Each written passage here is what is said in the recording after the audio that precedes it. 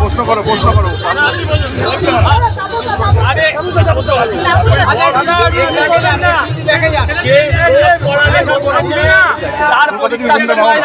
পড়তে হয় না, 365 দিন মানুষের সঙ্গে যোগাযোগ থাকে, তার আলাদা করে হলে দলে মলে আলাদা করে যেতে হয় না, সে প্রতিদিনই থাকে। তাপস কাকু যে দলেই থাকুন অতীতে, তিনি মানুষের সাথে ছিলেন, এলাকার পাশে ছিলেন, আজও আছেন। উত্তর কলকাতা থেকে কাউন্সিলর এমএলএ এখানকার, সুতরাং মানুষজন যারা আমাকে জানে, আমাকে চেনে, আমার সম্বন্ধে তাদের একটা সুস্পষ্ট ধারণা। হ্যাঁ, সত্যিই এই হচ্ছেন সজল ঘোষ। বুকে এক রাশ যন্ত্রণা, তা সত্ত্বেও মুখে হাসি রেখে ঘোষিত প্রার্থীকে রং মাখিয়েছেন এবং তার লড়াইয়ে সাবিল হওয়ার অঙ্গীকার করেছেন। দর্শক, আমি তো বলবো এই সজল ঘোষ অনেক দূর এগোবেন। প্রিয় দর্শক, আমি শফিকুল ইসলাম এবং আপনারা দেখছেন আরামবাগ টিভি।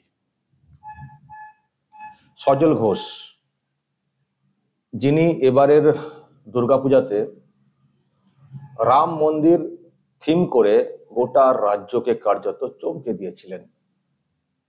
কলকাতায় যত দুর্গাপুজো হয়,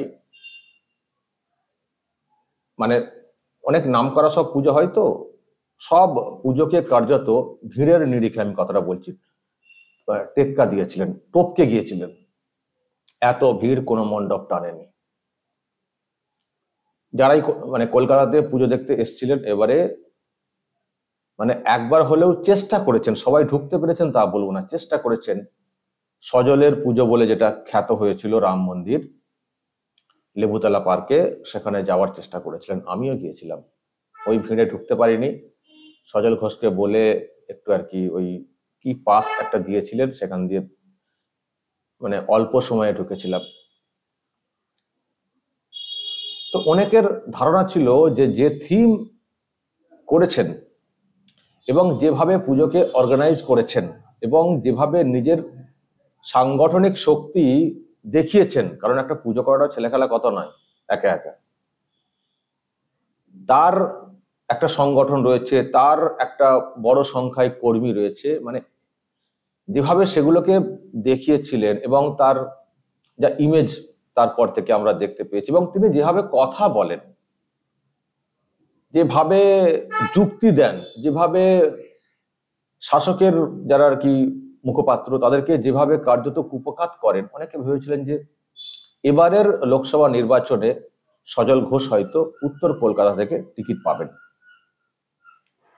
এবং সজল ঘোষের ঘনিষ্ঠ মহলও সে আশা করেছিল। সেটাও কিন্তু আমি জোর গলায় বলতে পারি, কারণ আমারও টুকটাক তো যোগাযোগ আছে। আবার কেউ কেউ বলেন যে এরকম নাকি কথাও হয়েছিল, মানে টিকিটটা ওনাকে দেওয়া হবে। ফলে উত্তর কলকাতায় সজল ঘোষ টিকিট পাবেন, এটা মোটামুটি একটা ধারণা ছিল। আমার সঙ্গে এ নিয়ে সজল ঘোষের কোনো কথা হয়নি, কিন্তু সজল ঘোষের ঘনিষ্ঠদের কাছ থেকে আমি যেটা বলতে পারি, তাদের একটা আশা ছিল যে সজল ঘোষ এবার নাকি টিকিট পাবেন।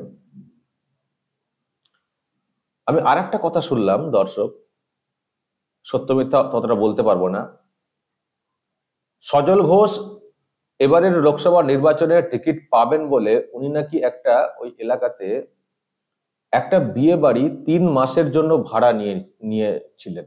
3 মাসের জন্য, তাদের স্বজনদের একটা বিয়ে বাড়ি, মানে এই সময় বিয়ে বাড়ি যাতে মানে বিয়ে বাড়ির জন্য যাতে ভাড়া দেওয়া হয়, সেই জন্য 3 মাসের জন্য নাকি এটাকে মানে অনেকদিন আগে থেকে, প্রায় 1 বছর আগে থেকে কার্যত বুক করে রেখেছিলেন। মানে তার মানে তারা আশা করেছিলেন যে উত্তর কলকাতায় সজল ঘোষ টিকিট পাবেন, কিন্তু আলটিমেটলি পাননি। গতকাল যে ঘোষণা হয়েছে সেখানে তার নাম নেই। উত্তর কলকাতায় কার নাম ঘোষণা করা হয়েছে? যাকে দেখতে পাচ্ছেন, তাপস রায়, যিনি সদ্য তৃণমূল কংগ্রেস ছেড়ে বিজেপিতে এসছেন। এবং এখানেও কিন্তু একটা ব্যাপার আছে, এই তাপস রায়কে বিজেপিতে আনার মূলে প্রথম যদি বলি আর কি কানেকশনটা, সেটা ছিলেন কিন্তু এই সজল ঘোষই। সজল ঘোষই কার্যত তাপস রায়কে বিজেপিতে এনেছেন। এখন যেন কোথাও মনে হচ্ছে যে খাল কেটে কুমির এনেছেন, এখন নিজেই সেই কুমিরের গালে পড়ে গেছেন। হালুম করে তাপস রায় গিলে নিয়ে নিজে প্রার্থী হয়ে গেলেন, আর বঞ্চিত থেকে গেলেন সজল ঘোষ। কিন্তু অদ্ভুত লাগছে যেটা দেখে, মানে এইরকম যদি এগুলো সত্য হয়, আমি যেগুলো বলছি আর কি, যদি 2 2 4 হয় যে হ্যাঁ সত্যি উনি আশা করেছিলেন, সেই জন্য বিয়ে বাড়ি ভাড়া নিয়েছিলেন 3 মাস আগে থেকে, তারপরেও উনি দাঁড়াতে পারলেন না, টিকিটটা পেলেন না, যদি এগুলো সব সত্য হয়, এবং তারপরেও যা দেখছি সজল ঘোষকে, যে সেই তাপস রায় যাকে বিজেপিতে আনলেন, যাকে বিজেপিতে আনার জন্য নিজের টিকিটটা ক্যান্সেল হয়ে গেল, নিজের টিকিটটা পেলেন না। একটা এমপি টিকিট মানে একটা বিরাট স্বপ্নের টিকিট। উনি যা লড়াকু, মানে জিতে বেরিয়েও যেতে পারতেন, মানে ওনার যা ওই এলাকায় যা নেটওয়ার্ক। তো মানে এটা তো একটা স্বপ্নভঙ্গের একটা বিষয় এবং হাত কামড়ানোর একটা বিষয়, যে আমি যাকে আনলাম তার জন্য আমার টিকিটটা চলে গেল, মানে হাত কামড়ানোর একটা বিষয়। কিন্তু আমি মানে কথাটা যেটা বললাম শুরুতে, মানে এত একটা ব্যাপার, মানে একটা সত্যি এটা বুকের একটা যন্ত্রণা, মানে ভিতরে কি হলো, এবার হলো না, আর কবে হবে? আবার 5 বছর, আবার এমপি টিকিটের সেই পরিবেশ, দলের সেই হাওয়া পরের ইলেকশনে, বা আমার সেই ক্রেজ, সেই সুযোগ কি থাকবে? কারণ সময় সময়ে তো সব চেঞ্জ হয় না, অনেক নেতা উঠে আসেন, অনেক দাবিদার হয়ে ওঠেন, আবার কি সেই সুযোগটা আসবে? ফলে এটা একটা গোল্ডেন অপরচুনিটি নষ্ট হয়ে যাওয়া, সুবর্ণ সুযোগ নষ্ট হয়ে যাওয়া। ফলে এটা কিন্তু সত্যি খুব আঘাতের, যদি সজল ঘোষও সত্যি সত্যি এতটা আশা করে থাকতেন। আমার তো মনে হয় গুমড়ে গুমড়ে তার মানে কাঁদার কথা, যদি এগুলো সত্য হয়ে থাকে। কিন্তু দর্শক, আমি যে কথাটা বলছিলাম, যে তারপরেও সজল ঘোষকে যেটা দেখছি, যে সেই তাপস রায়কে উনি আজকের এই হোলিতে রং মাখিয়েছেন, যেটা আমি রং মাখার ছবিটা দেখাতে পারছি না, যেটা শুনলাম, দেখলেও বুঝতে পারছেন, তাকে রং মাখাচ্ছেন, তার হয়ে কথা বলছেন, তার প্রশংসা করছেন, মানুষের সঙ্গে তিনি থাকেন বলছেন, তার লড়াইয়ে সামিল হবেন বলছেন, এবং দেখে কোথাও মনে হচ্ছে যে দুজনের বলতে মানে তাপসের জন্য সজল ঘোষের কোনো খেদ মনে হচ্ছে দেখে। টাটকা তো, গতকালকের তো ব্যাপার, গুঞ্জন হয়তো ছিল, কিন্তু গতকালকে তো কনফার্ম হলো না যে কে টিকিট পেলেন কে পেলেন না, সদ্য দগদগে ঘা। তারপরেও সজল ঘোষকে কোনো দেখছেন ডিস্টেন্স মেনটেন করতে, বাড়িতে অভিমান করে বসে থাকতে, উল্টোপাল্টা কথা বলতে, মিডিয়াতে বিরুদ্ধে কথা বলতে দেখছেন সজল ঘোষকে? আমি এটাই বলছি, এই হচ্ছেন সজল ঘোষ, আর এই হচ্ছেন বিজেপির একজন একনিষ্ঠ কর্মী। নেতা হলে তো কথা বলতেন বেশি বেশি মিডিয়াতে, বড় বড় কথা, কিন্তু যেভাবে উনি আচরণটা দেখাচ্ছেন, যেভাবে উনি মেনে নিচ্ছেন, একনিষ্ঠ কর্মীটাই, যেটাই অ্যাকচুয়ালি যে কোনো দলের মূলধন, কর্মীটা। নেতাগিরিটা অতটা হয় না, কর্মীর তার নিষ্ঠা থাকলে অনেক বড় সম্পদ তারা হয়ে যান। তো সেই জায়গাতে, এবং নেতা তো বটেই, সজল ঘোষ নেতা, তার একটা লিডিং পাওয়ারও রয়েছে।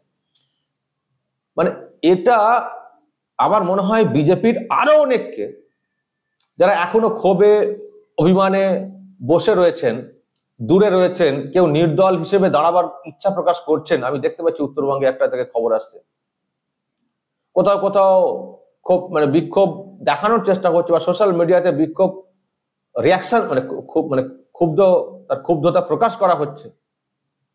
আমার মনে হয় তাদের কাছে সজল ঘোষ একটা বড় উত্তর, যে কিভাবে এই সময় চলতে হয়, দলের সিদ্ধান্তকে কিভাবে মানতে হয়, বুকের যন্ত্রণা বা স্বপ্ন ভঙ্গ হলেও কি করে নিজেকে মানিয়ে নিয়ে লড়াইয়ের মধ্যে থাকতে হয়, দলে থাকতে হয়, এবং ঘোষিত প্রার্থীর হয়ে কিভাবে লড়াই করার মানসিকতা, শক্তি জোগাতে হয়। এটা কিন্তু একটা জ্বলন্ত উদাহরণ হয়ে থাকছেন সজল ঘোষ।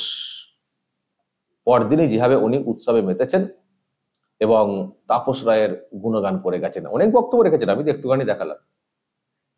আমি মূল যে কথাটা সেটা বলতে এলাম, এই হচ্ছেন সজল ঘোষ। আর এই সহনশীলতা, এই যে সহ্য, এই যে ধৈর্য উনি দেখালেন, আমার ধারণা সজল ঘোষ পলিটিক্সে লম্বা রেসের ঘোড়া হবেন।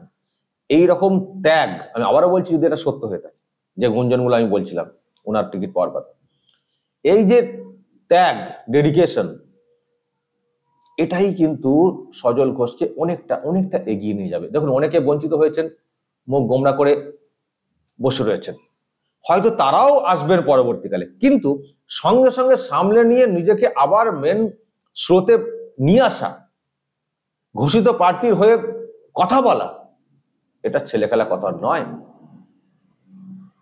এটা ছেলে খেলা কথা নয়। প্রতিটা মানুষের এক্সপেকটেশন থাকবে যে, কিন্তু যদি চরম লোভ হয় তাহলে কিন্তু নিজেকে সামলানো মুশকিল হয়ে যায়। আজকে অসীম ধৈর্যের পরীক্ষা দিয়েছেন সজল ঘোষ, নিজের ডেডিকেশন উনি কিন্তু ব্যক্ত করেছেন। এবার দর্শক, আপনাদের কি বলার সজল ঘোষ সম্পর্কে জানি না আপনারা কি বলবেন, তবে আমি এটুকু বলতে পারি, সজল ঘোষ যেটাকে মেনে নিয়েছেন, মেনে নিচ্ছেন এবং লড়াইয়ের মানসিকতা দেখাচ্ছেন, দলকে অস্বস্তির মধ্যে না ফেলে। অনেকে হয়তো অস্বস্তিকে ফেলার চেষ্টা করবেন, ক্ষোভ বিক্ষোভে। দেখুন, অনেকে অনেক অনেক অনেক প্রার্থী নিয়ে অনেক মতামত থাকতেই পারে, সব প্রার্থীকে পছন্দ নাই হতে পারে, কিন্তু হয়তো প্রাথমিকভাবে একটা কেউ কথা বলেও ফেলতে পারেন, কিন্তু সেখানেই দাঁড়িয়ে থেকে দলের বিরুদ্ধে কন্টিনিউ কাজ করে যাওয়াটা, সেটা কিন্তু ঠিক নয়। যদি প্রথমে একটা রিয়াকশন এসেও যায়, সেটাকে সামলে দিয়ে আবার কিন্তু মেন দলের জয়, দলের জয় না হলে সব শেষ, সব পরাজয়। কেউ কিন্তু ঘুরেও তাকাবেন না যে আপনি বিজেপি দলের লোক ছিলেন, বা আপনি ভয় পাবেন বলতে যে আমি বিজেপি করতাম, কারণ এই রাজ্যের যা এই রাজ্যের শাসকের যা দাপট। ফলে সেখানে সজল ঘোষ যা করেছে, আমার তো মনে হয়, জানি না দলের ব্যাপার, আমি তো দলের লোক নই, তা মনে হয় তাপস রায় যে সিটটা ছেড়ে এসছেন এমএলএ থেকে, বরানগর এমএলএ সিট, আমার মনে হয় ওখানে যে উপনির্বাচন হবে সেখানে এই সজল ঘোষকে প্রার্থী করা উচিত। এমপি সিট না পেলেও অ্যাটলিস্ট এমএলএ সিটে যদি তিনি লড়তে পারেন, হার জিতটা অন্য বিষয়, লড়াইটার কথা বলতে যদি লড়তে পারেন, লড়াকু মানসিকতার ছেলে তো, যদি লড়তে পারেন আমার মনে হয় সেটা, জায়গা দল হয়তো ভাবতেও পারে বা ভাবছেও, সেটা জানেন, তবে কোথাও মনে হচ্ছে, কারণ এই লোকটার যা ডেডিকেশন দেখলাম, আর এটা একটা বড় শিক্ষা হয়ে গেল আরো রাজ্যের বিভিন্ন প্রান্তে যারা এখনো ক্ষোভে রয়েছেন, অভিমানে রয়েছেন, সাইড লাইনে বসে রয়েছেন, আমার মনে হয় সজল ঘোষকে দেখে তারাও আবার ঘোষিত প্রার্থীর হয়েই ময়দানে নামবেন। এটাও কিন্তু দলের জন্য একটা বড় বড় বার্তা সজল ঘোষের তরফ থেকে। দর্শক কি বলবেন? যদি এইসব নিয়ে আপনাদের কিছু বলার থাকে অবশ্যই বলবেন, কমেন্ট বক্সে নজর রাখবেন আরামবাগ টিভি।